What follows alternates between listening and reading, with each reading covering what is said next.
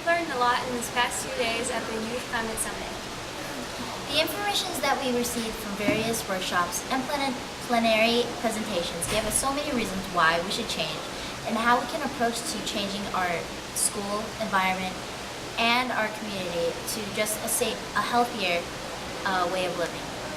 We have met many adults and students who are striving for a greener world and school, and they show their passion for change and awareness. I think the biggest impact that we can have on our school is teaching our students to have a healthy lifestyle and then therefore having a healthy environment. Being here, we're around such grassroots teenage energy, and that is a renewable resource right there. So many ideas, so much enthusiasm, and so much commitment to really making a change and not waiting for tomorrow, and not waiting for grown-ups to do it. We're doing it now. The reason I feel that we need to take action right now is that I don't want my children, my personal 2 children, to suffer. I don't want them to experience lack of water. I don't want them to experience lack of food. I don't want them to see their friends and their family members suffer. And that's what I feel is going to happen if we don't do something right now. I think the main thing that we can do is be optimistic and actually not worry about the things that we can't do, and not worry about the things we haven't done, but talk about the things that we can do going forward. We have studies that demonstrate that by greening buildings, whether it's a place where people are going to be learning, a hospital where people are going to be healing, or a business where people are going to be conducting day-to-day professional operations, there are things that can be done in order to improve the quality of life for the people that are inside that structure. With excessive water, farms in other parts of the country are dealing with excessive droughts.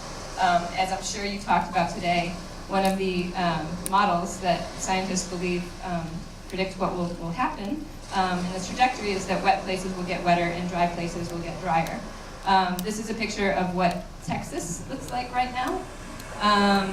I get emails from farmers and ranchers all the time, and I'm getting the saddest ones from Texas. People are selling their herds. They're just not able to feed their cattle anymore, and it's because there's no water.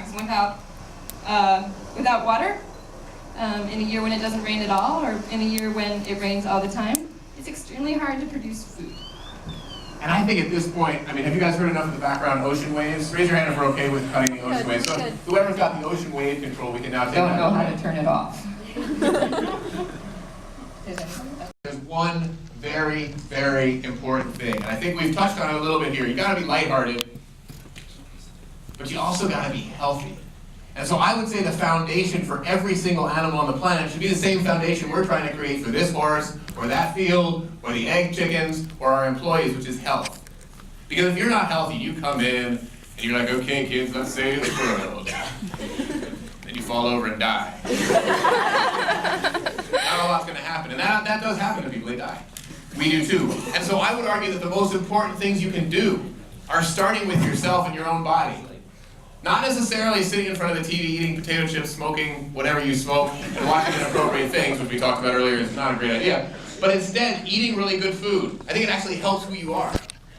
I think drinking really good water, I actually make a point to bring our own water in plastic bottles, or glass bottles, glass being better, because I like our water, we have a great well. I think that's actually important. Getting exercise, huge! How many people spend so much of their time saving the world on a little screen? So I would say that my note to you guys is, get healthy, and make sure you're healthy with your family, your friends, in your area, your community, by doing the right thing, eating good food, all that stupid stuff that people tell you to do. It actually works, it makes a huge difference. And then the other part that I think is really important in all this is to make sure you're not sitting there going, oh my God, we are totally screwed. And depressed. That doesn't do much for a lot of us, and I think that being a little bit wacky, pushing yourself to do a little bit more every day because it's fun, not because you should, and coming up with some creative ideas to solve the things you're excited about. And it might be that not everybody here is excited about saving the world, but you have something you are excited about. That excitement is contagious among people. We are social creatures. There's a reason we kicked the ass of the Neanderthals, because we hung out together, we did more art, and we were a little bit more wacky. And that got us to where we are now. We screwed up. We got way too much harder. So what we gotta do is come back together. The same things that allowed us to annihilate species all over the place. This is what we did evolutionarily. We killed a lot of things. We dominated. Now we need to figure out for our own good, and maybe for everybody else's good, how we come together again as farmers, as teachers, as educators, as world saviors, and work together with that same kind of insanity, crazy art that got us to the top in the first place. Hit it! So this is my last little tiny note. I think that we're in a time right now where activism really counts. I think that's really exciting for your generation. And I think this is a time where symbolic acts can actually make a big difference and where they can literally change the world. That's not my calling, that's not Mark's calling, but maybe it's your calling. And the best guy that I know who knows a lot about this is our friend Bill McKibben, who has dedicated his life to being an activist and changing the way we think about climate. So I wrote to him yesterday and I said, what do you want me to tell these people that we're speaking to tomorrow? And he wrote back and he said, we're at the very peak of this battle and need every ally we can find, especially young ones. And he told me to direct you to tarsandaction.org. It's a crucial time for what they're doing with the tar sands right now, and he asked for your help. So we have a lot of work to do. It's serious and it's urgent, and we're counting on you. So thank you so much for listening tonight. Education is the love child of two opposing forces: crazy creativity and down-to-earth sensibility. I'm the down-to-earth sensibility, and you're the crazy creativity. Okay, check. Got it. It's about dreaming and doing. So we want to send you back out into the world with two goals. First, and you've probably done some of this in your breakout sessions today, but first, we hope that you'll pledge yourself to do something that's sensible and achievable. Like juggle. Okay, so if I could ask you a question, it would be, what moves you? What motivates you? What drives you? When you see something, and you feel a sense of anger around injustice or sadness because of loss or fear because of something scary you're seeing, find what inside moves you and ask yourself, what is something that you can do right now with what you have, with what you've got, where you are, with who you are, that can make a difference. One small, sweet step. Thank you. Yeah. Beautiful. Can you say Indian River rocks? Indian River rocks. Woohoo! Way to go. And Bethcology Bethcology. is an amazing. We're all rock stars. Thank you. Thank you.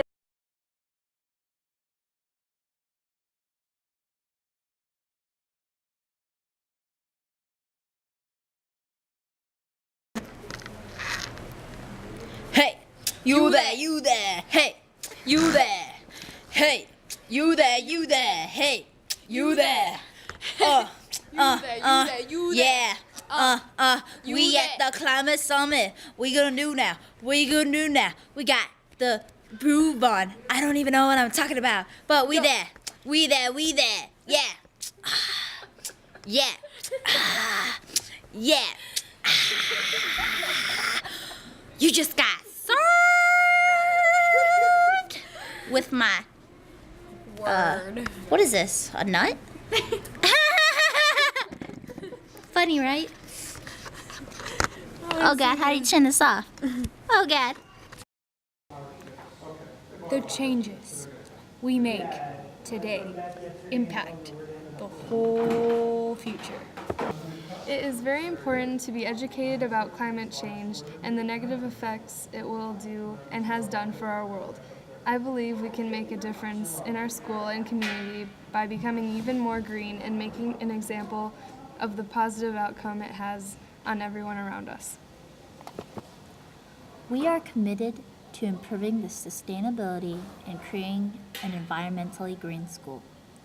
Even though it will be challenging in the end, it will be rewarding. We believe that with your help, the future will be bright, so join us in this green journey.